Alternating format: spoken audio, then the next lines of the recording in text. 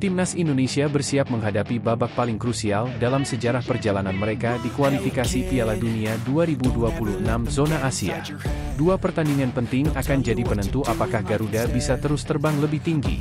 Putaran 4 akan digelar Oktober 2025 dalam format mini turnamen di lokasi netral.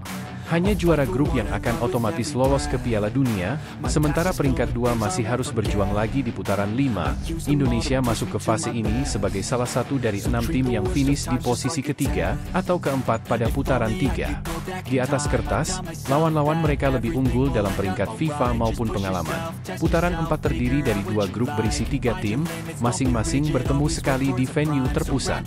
Dengan demikian, setiap tim hanya akan memainkan 2 laga, yang berarti tak ada ruang untuk kesalahan. Qatar dan Arab Saudi resmi ditunjuk sebagai tuan rumah untuk masing-masing grup setelah melalui proses bidding internal di antara tim-tim peserta.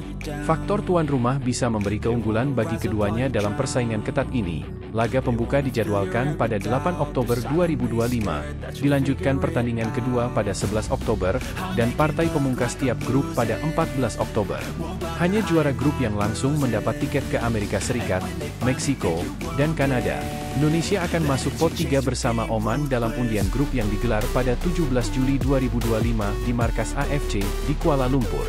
Artinya, Garuda akan otomatis bertemu tim dari pot 1 dan pot 2 yang secara peringkat lebih tinggi. Potensi lawan seperti Qatar, peringkat 53 FIFA, Arab Saudi, 58, Irak, 59, atau Uni Emirat Arab, 66, tentu akan memberi tantangan berat. Garuda, peringkat 118, menjadi tim dengan ranking terendah, sekaligus kuda hitam. Namun, Indonesia punya semangat tak gentar dan sempat menunjukkan kejutan di fase-fase sebelumnya. Mimpi tampil di Piala Dunia tetap menyala, meski harus melintasi jalan paling terjal.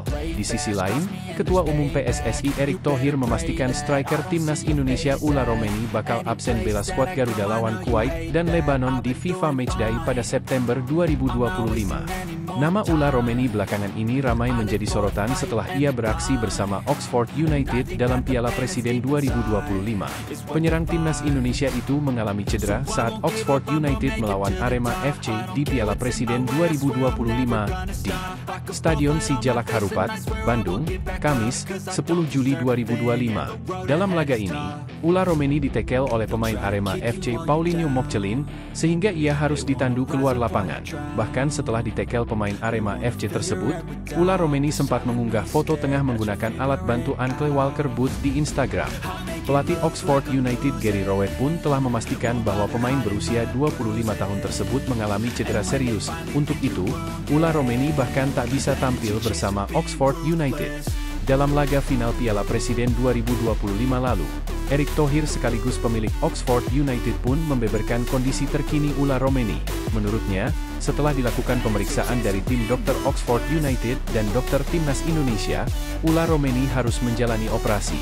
Orang nomor 1 di PSSI itu mengatakan bahwa Ula Romeni akan naik meja operasi pada Kamis, 17 Juli 2025.